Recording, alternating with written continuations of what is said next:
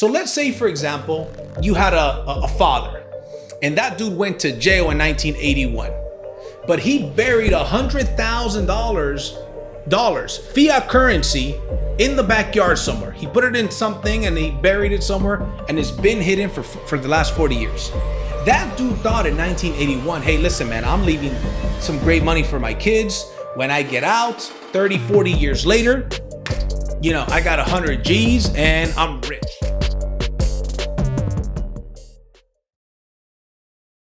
What's up, guys? And welcome to another episode of the DNG, the Driven Not Given podcast. Now, in this podcast, I'm going to talk about why cash is trash and savers are losers. Now, I know that sounds mean to say savers are losers, but let me explain as I get through this episode, right? So with that being said, we're going to start with a history lesson. We're going to go back to 1944. Now, in 1944, we had what's called the Bretton Woods Agreement. The Bretton Woods Agreement was basically that the US dollar was backed by gold, right? So we had a gold-backed US dollar, and it was the only currency in the world that was backed by gold, right? That's when you may have heard of the gold standard, right? That's when that happened.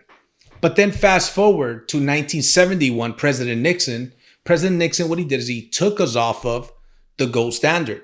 So then we went from being a commodity money to being a fiat money. So what happens when you go from a commodity money to a fiat money? Fiat money is backed by nothing. It was backed by the government, not backed by gold. So now what happens is when it was backed by gold, it was a lot more stable, a lot more secure. You could only have in circulation the amount of dollars based on the gold that you had. So it was backed by something. So when it went to a fiat currency, it's backed by nothing, which means they could start printing money out of nowhere. So what happens when they start printing money out of nowhere? The value, I should say, of the dollar starts getting devaluated over time, right? And that's what we're going to get into here today.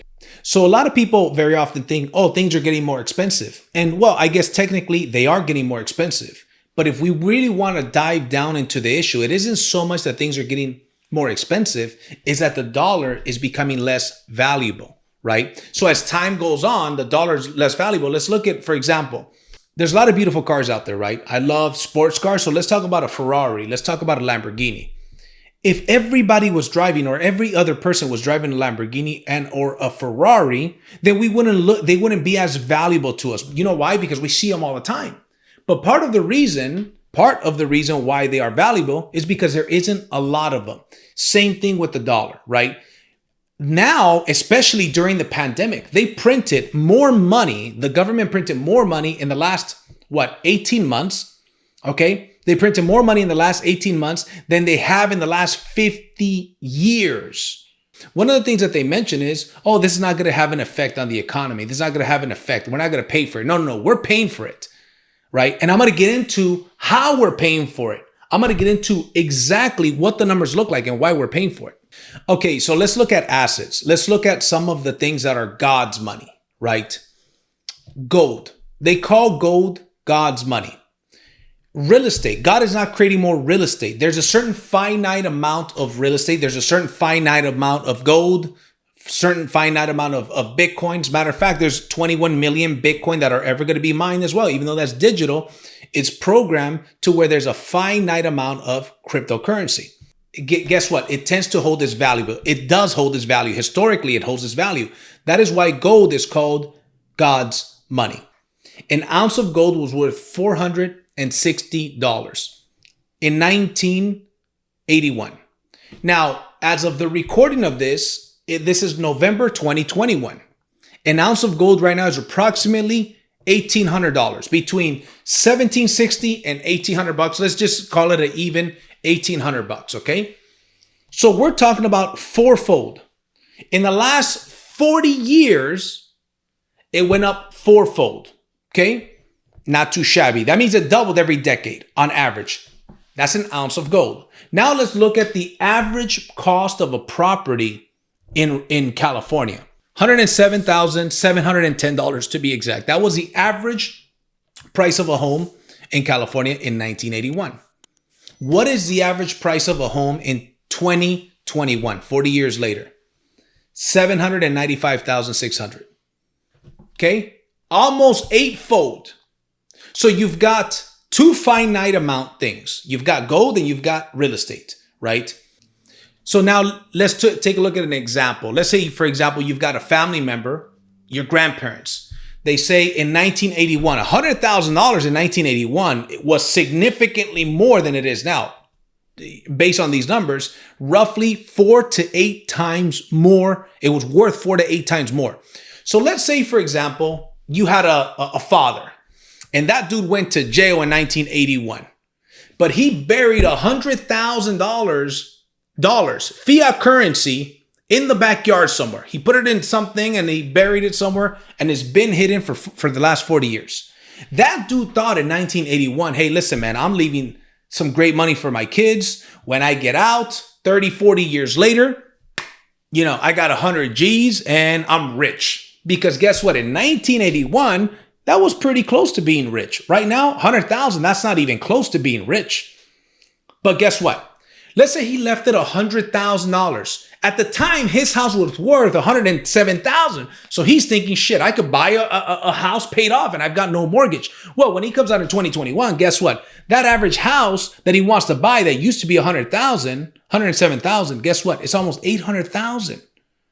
That means that when you compare it to real estate, that $100,000 lost about 7 times its value. Now, what if this dude went to jail, but before he went to jail, he parked that $100,000 into a property. He bought a property, $100,000 cash, right? And just made sure that his family members paid, the taxes on that property. Or he put $100,000 in gold bars, right? Let's say ounces of gold, enough ounces of gold to equal 100,000. He comes out 40 years later, that gold that he invested $100,000 into today would be worth about $400,000, a little bit over $400,000.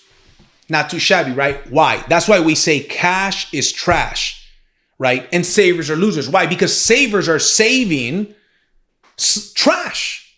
Savers are saving something that is losing value month after month, year after year. For example, I live in California. California gas prices right now, as of November 2021, are almost $5. In some areas, they've hit $7. Where I'm at, they're between $4 and $4.50 probably. I don't really look at the price of gas, but I do know that it's right around there. 2 years ago, they were under $2. It doubled. In some areas 2 years ago, they were under $2. It literally doubled. Now, let me ask you this. Some things go up in price more than others. But what is the average, the medium incomes increase, the medium households annual increase at their job? 2.8 to 3%. So I'm going to get into some numbers right now that I think are going to shock you when you look at these numbers, because most people don't realize it. You guys have heard me say the story about the frog. How do you cook a frog? Little by little. You put it in room temperature water, raise the temperature little by little. Then before you know, the frog is cooked. Guess what? You're being cooked. If you don't know this information and you're not making a certain amount of money, interest on your money, and you're not increasing how much you're earning every single year by at least a certain amount, guess what? You're getting cooked and you don't even know it. That's why we're doing this video. So let's get into these numbers. Okay, so again, what is the average person's salary increase yearly in America? 2.8 to 3% per year. Okay, this is average. And by the way, this also depends on your skills and the value that you bring to the marketplace. There's some people that they've been getting paid the same amount of money for the last 5-10 years. They haven't got an increase. Some people are getting a 50-cent increase per year, maybe a dollar increase per year, maybe, right? And some people, you're watching this and you're thinking, well, shit, 2 to 3% per year. I haven't got any percent in the last 3 years, right? So, but this is what they claim the average is. Now, what they also claim that inflation is, the government claims that inflation is roughly 2 to 3%. Isn't that interesting? Coincidence? They claim that the average person gets a 2 to 3% increase yearly, but they claim that inflation is 2 to 3%. So then it makes people think, okay, good, we're staying the same then. At least we're staying the same. We're not becoming less and less valuable. We're not becoming more and more poor, right? But the truth is that inflation has never been 2 to 3%. That's why savers are losers, because if you save money, you're losing money. You're losing something that's losing its value year after year. So guess what happens? The average inflation is actually not 2 to 3%. It's closer to 10% per year. Lately, because of the pandemic, it's even more. Because, listen, I'm not going to say why, but I'll tell you this much. Since November, right, 2020 especially, this country has been declining and inflation has been increasing. I don't know why since November 2020. You do the math, right? But anyways, so let's look at what some of the increases have been. So I've got a list here. Since November 2020, car rentals have gone up 87%. By the way, all of these are this one is 87.6%, I believe it is. So all of these are actually a tad bit higher. Used cars, 45%. Gas in America since November 2020. Right now we're November 2021. In the last year, gas has gone up 45%. Used cars, 45%. Rental cars, 87%. Airfare, 24%. Furniture, 8%. Bacon, 8%. Good thing I don't eat bacon. Fruit, 7%. Shoes, 6%. Fresh fish, 6%. Milk, 5%. Now, there was a whole long list. I didn't want to go through the whole list, but this is a lot of things. The lowest one was 5%. You got 5%, 6, 8, 24, 45, 45, 87, right? These are the percentages that I just talked about. Now, what does people's income increased? 2 to 3%, right? Do you see a problem? If you go and you look at the data, if you go and you do a little bit of homework, in the 1950s, the father, you got the husband, wife, kids, and the father, right? The husband. He would be able to go in America, 1950, 1960, the father used to be able to go be the breadwinner. Make it, the average person in the 1950s in America made the equivalent of $100,000 per year. He used to be able to go to work 8 hours a day, come back, spend time with the kids, have the weekends free, blah, blah, blah, and support an entire family and send the kids to school. Now, as time goes on, the wife had to work in order to make do. Then, as time goes on, now the kids have to go to work to make do, and they live with the parents. Why? Because they all can't afford to pay that mortgage, to pay the taxes, to pay all that needs to get paid. But how did that happen? That happened gradually. The frog got cooked gradually. Nowadays, you realize a bunch of people, they live up, and I see it. I'm in Los Angeles, California. I've got friends and family that live, a bunch of people. The kids are now adults. They all have their jobs and they all come home to the same house. Sometimes they convert the garage in order to make ends meet. Why did that happen? That happened because of inflation. And inflation right now, more than ever before, is increasing by a rapid rate that we've never seen before. But the point that I'm getting to is this. Cash is trash, okay? You want to look into parking your money in some assets that actually increase in value because the dollar is decreasing in value rapidly, especially with all this money printing, rapidly. So real estate, crypto, gold, silver, stocks. I have money in all of these things. But for example, I've been in cryptocurrency since 2013. There's a bunch of cryptos that I like, but guess what? There is more opportunities to make money nowadays. Right now, we are in the biggest shift of wealth that's ever happened in mankind. Right now, more than ever before, it is the easiest to get rich and to get wealthy. But most people, they're not looking at the information to go out there. They're not connecting themselves to the right people, the right information. They're entertaining themselves, right? So cryptocurrency, I'll give you an example. Real estate is a great option. Some people, they don't have the money for real estate. I've got money in real estate. I've got money in Walmart stores that are automated stores that pay me a cash flow.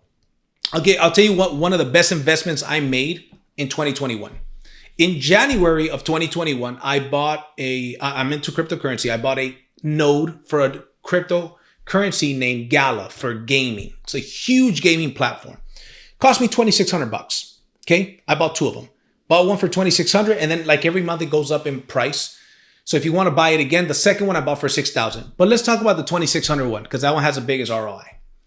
I've mined about 400,000 coins. Right now they're worth about 10 cents. It's 40 grand. The note itself, if I want to sell today, it sells for $27,000. So I turned a $2,600 investment into a $27,000 investment that has already made me over $40,000 in cryptocurrency and is mining crypto every single day, right? Now, this is a space that I'm in, and I know some friends that are very, very successful in this space, and they let me know what are some good things to park some money into, but I diversify. But the point that I'm getting to is this. That's just one example, right? You've got to be smart about, hey, listen, how much money am I making and how much of that money am I putting into assets? Am I investing into cash flow producing assets? There is so many ways to make money. There's so many ways to grow your money, but guess what? You've got to invest that time and money into yourself to make sure that you find out, hey, listen, what are the best options for me? And let me tell you something, there's a bunch of options. Start doing your due diligence. So in closing, here's a couple of bullet points that I want to give you to really marinate on, to really think about and consider. Number one, you want to make sure that you're increasing your value as a person. You've got to become more valuable. One of the best ways for us to become more valuable is with communication skills, sales skills, leadership skills. Because guess what? If you become more valuable, you bring more value to the marketplace can compensate you more money, right? The more valuable you are to the marketplace, the more money the marketplace will pay to you. So number one, invest in yourself, get more valuable, okay? Number two, you should be focusing on increasing your income by at least 10% every year. Here's the thing. If you don't know where you're going, any road will take you there. If you're not increasing your income by at least 10%, inflation is crushing you. It's not 2 to 3% as the government says, especially nowadays. It's significantly more than 10% nowadays during the pandemic, right? And one of the things I advise people all the time is you want to live on 50% of your income. Now, that may not be easy, out the gate, but it may be something that you could gradually get to live on 50% and eventually on 10%. But the initial goal should be 50%. The problem is that most people, they make, let's say $5,000, $7,000. And, if they make 5,000, they spend 6,000. They're always putting stuff on credit, right? They're buying things that they don't need to impress people that they don't like and people that frankly don't like them. And it's just useless, right? So 50%. You want to also focus on increasing your assets every single year. What are some of the assets that you're putting into, right? I've got a friend who I just had on the podcast, and he teaches people how to have Airbnbs without owning real estate, where they rent a house and they go out there and they put it on Airbnb and they turn that into a positive cash flow. The point is that the information is out there. The resources are available. Matter of fact, most of the resources are available either free or very, very cheap. There's no excuse. And as I always say, a quote by 50 Cent. I'm not the biggest fan of 50 Cent, but I like this quote. And he said in one of his songs in 2001, he said, the only excuse for being broke is being in jail. If you follow my podcast, you've heard me say that, right? That's very, very true. So anyways, this is the reason why cash is trash and why savers are losers. And everything that I said, guess what? I said it, I meant it, and I'm here to represent it. See you guys at the top and from the top. Take care.